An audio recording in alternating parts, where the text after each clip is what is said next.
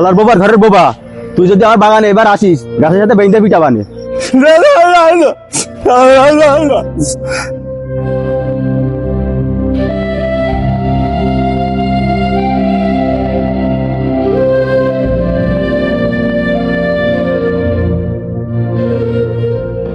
এই বোবার ঘরের বোবা, থাক।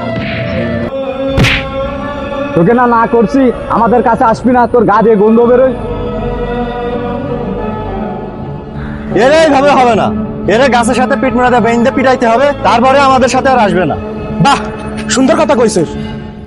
একাই তো করে ভালোবাসে বলেই তো তোদের কাছে আসে, আর তোরা নাকি ওরে বলতেছস পিঠ মোড়াতে বান্ধিয়া পিটাইবি।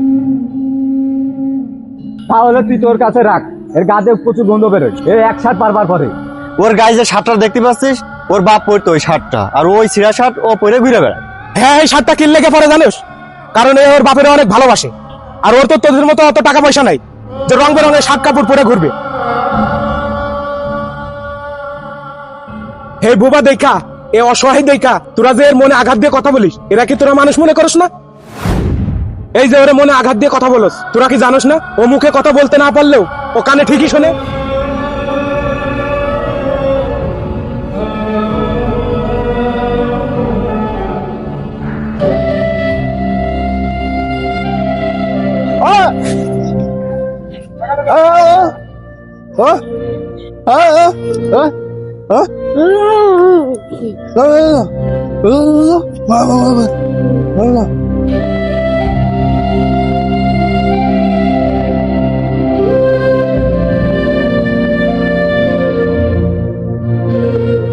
तूने मेरे जाना कभी नहीं जाना, इश्क मेरा दर्द मेरा।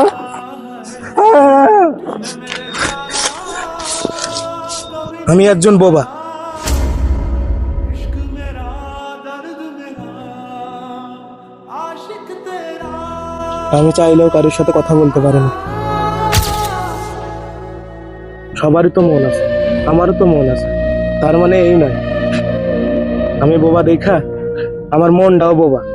এই যে আমার লোক সমাজে মারে, লোক সমাজে অপমান করে, আমারও তো একটা মন আছে।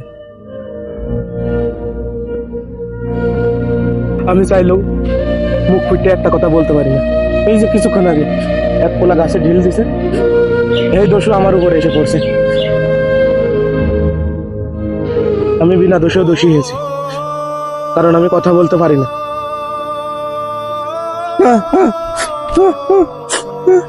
সবাই তো সবার মনের কষ্ট শেয়ার করতে পারে, কিন্তু আমার মনে যদি হাজারো কষ্ট থাকে, তাও আমি এগুলো কারোর কাছে প্রকাশ করতে পারি না, কারণ আমি কথা বলতে পারি না।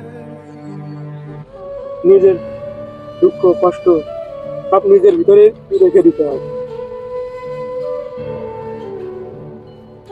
এই যে আপনারা আমার এইভাবে অপমান করে, আমি কি বোবা হয়ে জন্মায় ভুল করছি? আর যদি ভুল করেই থাকি তাহলে সবাই মিলে আমার জন্য দোয়া করেন না কেন? আল্লাহ যেন আমার সাথে সাথে উঠাই নিয়ে যায়।